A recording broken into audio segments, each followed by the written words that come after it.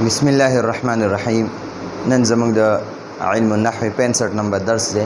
اسماء ظروف شروع دي. په اسماء ظروف کې ظرف زمان شوي دي او اوس ظرف مکان شروع دي. په ظرف مکانو کې نن زموږ عند سبق دی. عند معنا را سره، سره اردو کې وایي پاس. عند معنا را سره او په اردو کې وایي پاس. ٹھیک شو جی. المال عند زید، المال مال عند سرا زید زید، نو مطلب دا دی چې مال زید سره دی. المال مال عند زید زید سره دی. المال عند زید مال زید سره دی. ٹھیک شو. مال زید سره دی، مال زید سره دی. اوس وګورئ چې دا عند نه دی، عند المال عند زید مال زید سره دی. نو دا عند اوس عام دی، عام ګوره دا زید نه دی، زید سره اوس دا مال موجود، دا مال دی زید سره دی. نو که د سره اوس موجود دی په لاس کې او که په جیب کې ورسره موجود دی او که د په خزانه کې سنبال کړی دی او که د په بینک کې سنبال کړی دی، خو قبضه او مالک یې څوک دی؟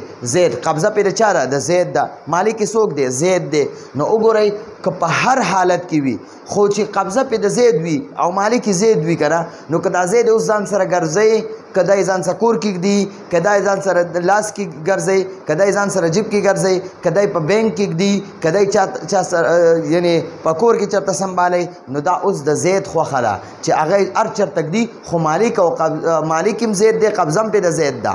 نو ګورئ عند کې فرق صرف دا دی. ګورئ اوس به د دې عند نه پس یو راځي لدا، په بل سبق کې به راځي لدا او لدن. د لدا معنی هم د سره او د لدن معنی هم د سره. اوس او د عند معنی هم د سره. اوس په عند کې او په لدا او لدن کې فرق څه دی؟ نو په عند کې چې دی که نه د مال مالک او یا قبضه چې ده هغه د زید سره وي، او بیا په عند کې که دا مال د زید سره موجود وي او که نه چېرته سنبال کړی وي خو مالک یې زید دی، نو مونږ به وایو چې المال عند زید، زید سره مال زید سره دی. ټیک شوه.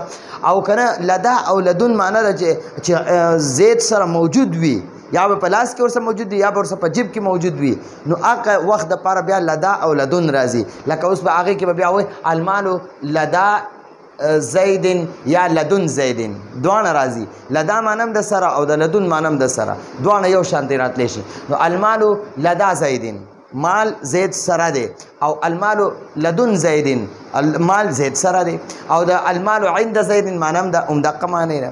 نو ګورئ المال عند زیدن کې مطلب دا دی چې یاره د المال عند زیدن کې چې زید به د مال مالک وي، زید به د مال مالک وي. اوس د مالک خوښه ده که دا مال ځان سره ګرځوي او که ځان سره کور کې چېرته سنبالوي یا بینک کې سنبالوي یا خزانه کې سنبالوي، دا د هغه خوښه ده. نو عند عام ده که دا مال ورسره موجود وي او که موجود ورسره نه وي خو چې قبضه او مالک زید وي. ټیک شوه. چې قبضه زید سره وي او مالک هم زید وي، د مال مالک چې زید وي، نو که اوس دا مال ورسره موجود وي او که موجود نه وي، دا د خوښه ده که بل چېرته سنبال کړی وي. نو دا په عند کې به دقه خبرې. عند به عام وي. عام مطلب دا دی که مال ورسره موجود وي او که مال ورسره موجود نه وي. ټیک شوه. نو المال عند زید مال زید سره دی. المال مبتدا دی. ٹھیک شو. نو اول به په جمله اسمیه کې اول مونږ د مبتدا معنی کوو، بیا به د خبر معنی کوو. خو که چېرته دا خبر مضاف او مضاف الیه وي که نه، نو همیشه دپاره یاد وساتئ مضاف چې په عربۍ کې مخکې لیکلی کېږي، مضاف الیه وروستو لیکلی کېږي. خو چې ترجمه یې کې اول به د مضاف الیه ترجمه کوي، بیا به د مضاف معنی کوي. ټیک شوه. اول به د مبتدا معنی وکړي، بیا به د مضاف الیه وکړي، بیا به د مضاف وکړي. ټیک شوه. اوس د دې المال عند زید د دې لږ ترکیب کوو. المال خدي دا تفسیری لګو وایي جی. المال عند زید مال زید سره دی. زید د مال مالک هم دی او په مال باندې یې قبضه هم ده. ٹھیک شوه. اوس دا ضروری نه ده چې مال دی هر وخت زید سره په لاس کې یا په جیب کې وي. که دا مال په خزانه کې یا په بینک کې وي بیا به هم ویلی شي چې مال زید سره دی، چې مال زید سره دی. نو اوس مونږ د المال عند زید ترکیب کو. المال عند زید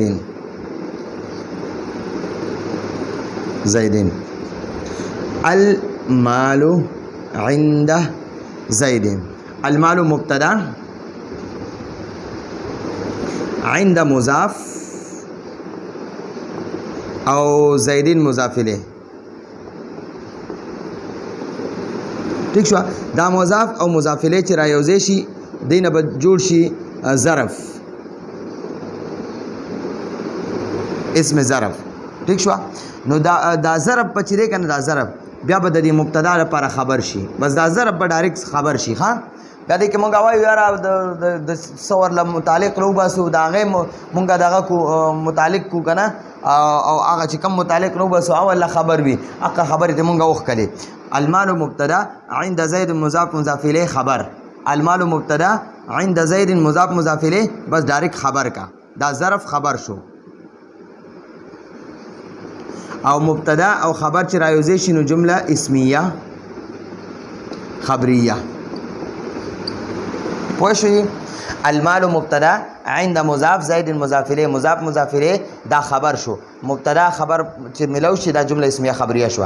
نو المال معنی به مخکې وکړي بیا به د زیدین معنی وکړي بیا به د عند معنی کې. ښه زیدین مضاف الیه دی د مضاف پر وروستو معنی کې. المال مال زید سره دی، مال زید سره دی. ٹھیک شو؟ ترجمه په دې طریقې سره کوئ نو ان شاء الله بیا به ترجمه صحیح راځي. نو دا زموږ د نن ورځې درس راتلونکي درس پورې اجازه غواړو. هذا هو المرام والله اعلم بحقیقة الكلام.